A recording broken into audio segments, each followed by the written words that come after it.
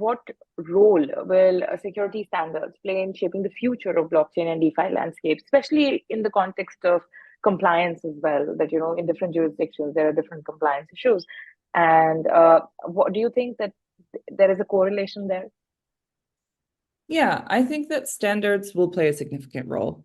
Compliance is a tricky word. I'll try and get to that sort of at the end, but the current state of disorganization isn't sustainable and it's not Right. scalable. So this is problematic for us. We should all be concerned with this. So, we should look to traditional finance as a point of reference, where there's an established and methodical approach to conducting audits, and there's an established and methodical approach to dealing with the gaps identified in audits, including systems of accountability.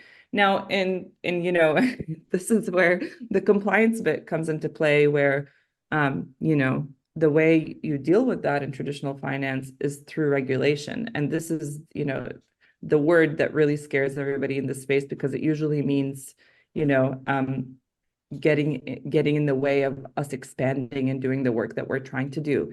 This is why it's so important for us to all work on this together and hold each other accountable, right? To decentralize sort of the compliance component of this. It is in our collective best interest to develop standards and to adhere to them, and then to set up these systems of accountability in the event that for those who don't adhere to them, without sort of a central authority having to do that for us. And generally speaking, I think the space needs to become more secure in order for us to appeal to institutional investors and to drive broader adoption. Developing and adhering to a standard and setting up systems of accountability is a step in that direction. Yeah, absolutely. I think this is the right step, and I think the more we educate the users and developers that having to adhere to these security standards is imperative if you're going to be expanding and scaling your platform. I think one of the reasons why founders or early stage founders, they perhaps balk at the idea of getting a security audit done is also the price and the cost associated with it. Do you have any thoughts about that? My thoughts No on that: problem. an ounce of prevention is worth a pound of cure. Audits Yeah, might yeah, be, but it's the wrong place to be cutting corners, especially considering the losses we're seeing in recent hacks. So if you are, going to compare $100,000 with, in some cases, I mean, last year, the year before, we saw a $600 million audit. I think, one can be compelled to not cut corners when it comes to security. And I think it's important to work with teams that have sort of the right intentions. Certainly here for us at Thesis Defense, we want to be able to serve teams across the board. And we understand that not all teams are equally funded, and we're happy and willing to work through sort of the scoping exercise. So at least we can get started, even in a limited capacity, to help teams and to help their security posture. This can also mean starting to work with the security team on a consulting basis during the design stage of your project, as opposed to sort of having this waterfall approach to security, where you finish everything and then have a team look into your code and then find right. something flawed in the design, which means you either launch with a flawed design, which is the most likely case, or you have to scrap and start from scratch. So I think there are ways to cut costs, and that's by integrating security into the overall life cycle of your project and your from design to development to post-launch. This should be a living thing, and it should be a consistent thing. Absolutely. I think what you've said is 100% correct. And that is what I tell founders who, ask me, what are my views on security auditing and, perhaps dealing with a security audit company. I tell them the same thing that, you might be able to cut corners right now, but then you might have to pay very, very dearly for it in the future. And that is not where you want to cut costs. You can look at cutting costs elsewhere and getting perhaps a good firm involved in the design process, and when you're working on your platform, on your MVP, is a good step, and that will also perhaps help you save some time and money, resources on all ends. So I Absolutely. completely concur with what you said. So in terms of like the next big milestone for Thesis Defense, what would you consider that to be? So we've just onboarded our team. We're basically rolling up our sleeves and we're ready to go. So our next big milestone is starting to serve projects across a variety of ecosystems. And we also want to partner with other security firms in this space to start collaborating and organizing. And so those are the two big things on our horizon is to create spaces for collaboration on a number of fronts and to get to work. Awesome. Would you like to tell us a little about your team as well? Absolutely. Without going into the specifics, our team comes from a very diverse set of backgrounds. I will say that in terms of our team, every single one of us has previously had the opportunity to work together. So this is sort of a coming back together for many of us, which is really wonderful. And the other thing that's really special about our team is that everybody has entered the decentralized technology space due to personal reasons, due to being places where they haven't really had the opportunity to exercise the freedoms and liberties that they would have hoped to, and have, in some cases, been able to leave those places and establish new lives where they can. And this is sort of their contribution back. That they've had that opportunity, and now we want to work towards providing that opportunity to those who are disenfranchised and don't have those liberties. That's such a beautiful way of putting it. I think that is exactly why I got into decentralized space myself nearly 10 years back. I think the technology itself and the promise of what it can really achieve in a not so ideal world is something worth fighting for, and it's something worth building for as well. So, I couldn't have put it better. Thank you. So now let's move on from the serious questions to a few fun questions before we wrap this up.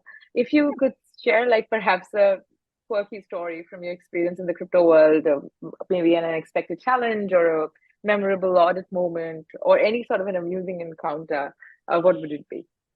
Yeah, I have an anecdote. So during my time as the Director of Security Consulting Services at Least Authority, we audited a project called the Atomic Wallet.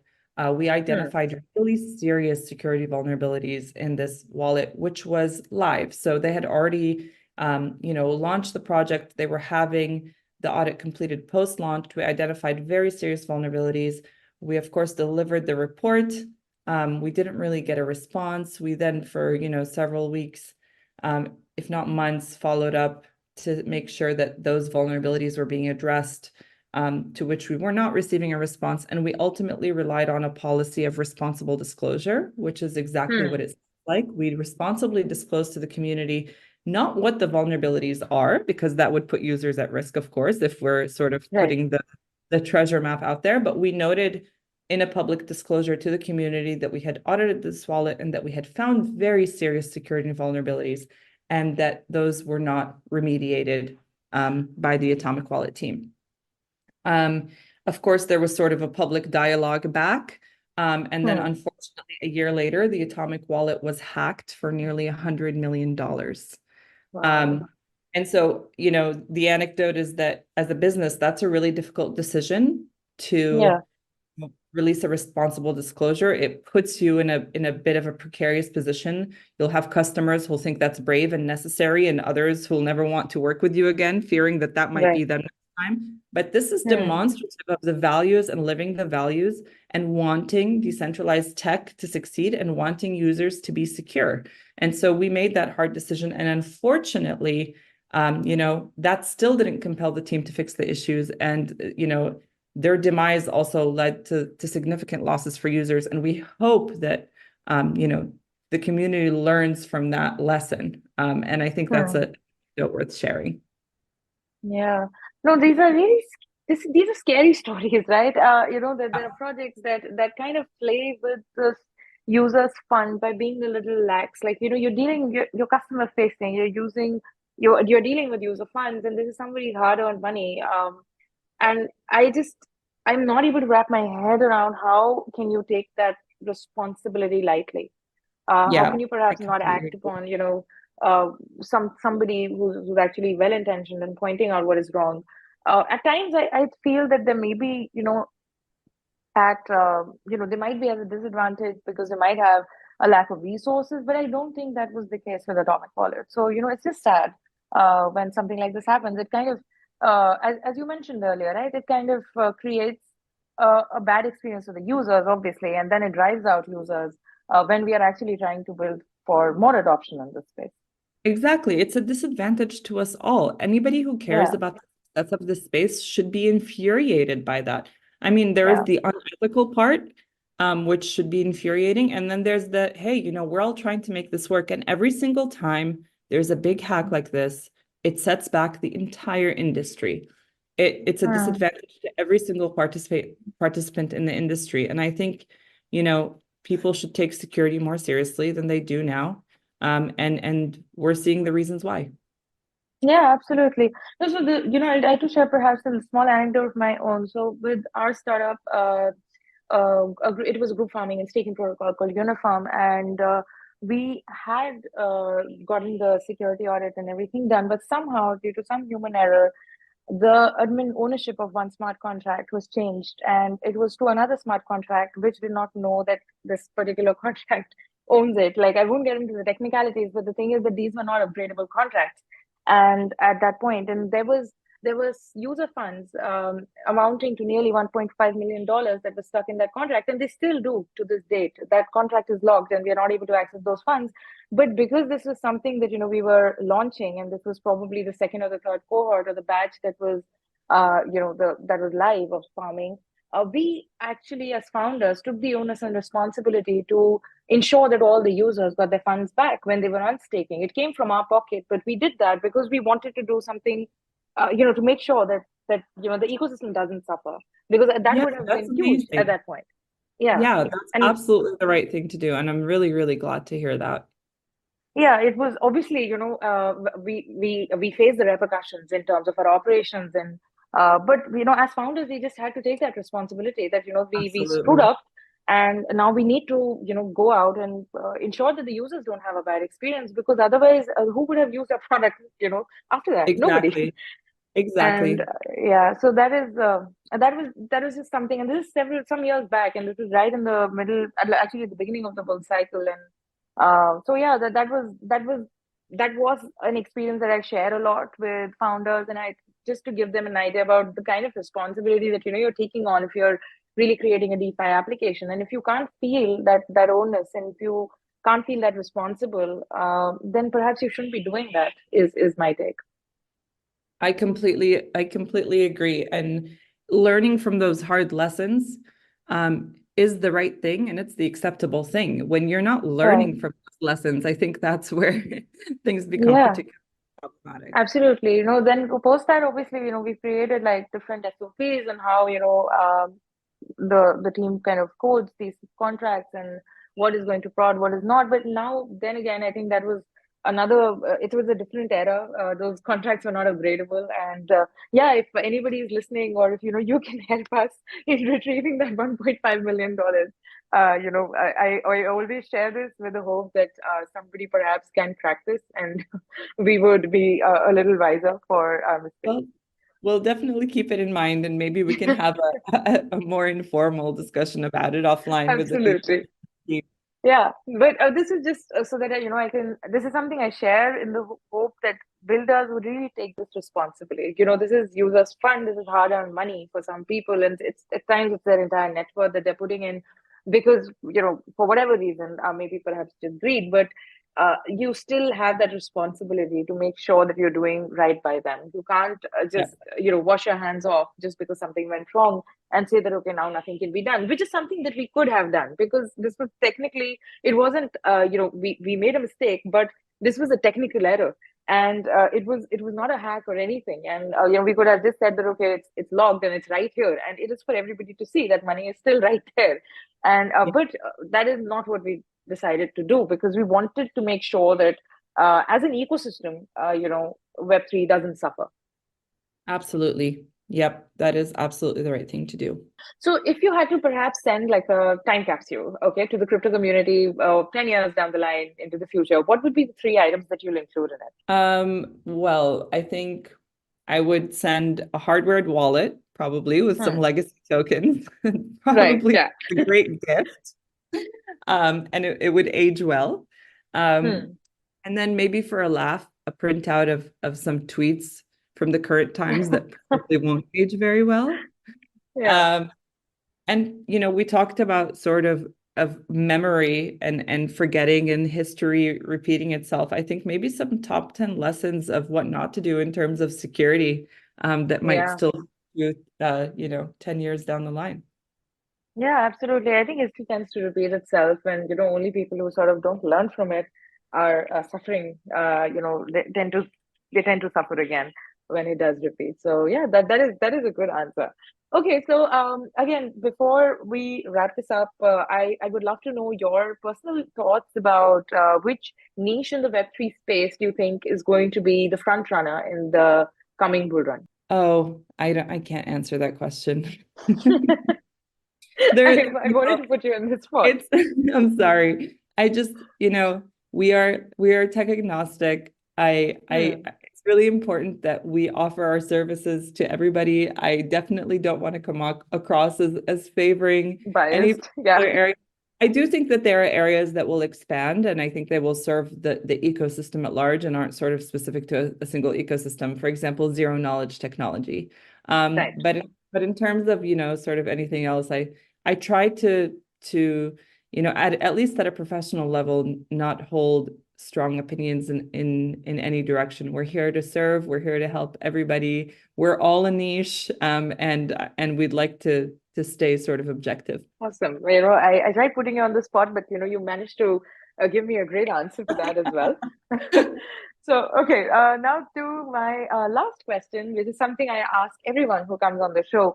If somebody, because you started as a PM and in the Web2 space, if you had to give advice to somebody who is perhaps working in the Web2 space and looking to make a leap into Web3, what would be your top two suggestions for them to start living on blockchain? Well, the first thing I would probably ask them or remind them is that, blockchain is not just a technology, it's a movement, and it's a set of shared principles and values, and it's a Hmm. force for positive change. And so I would ask them to really think critically about that and think how they can begin to embody those principles and that positive change, which begins with sort of like just everyday practices and participation in the community.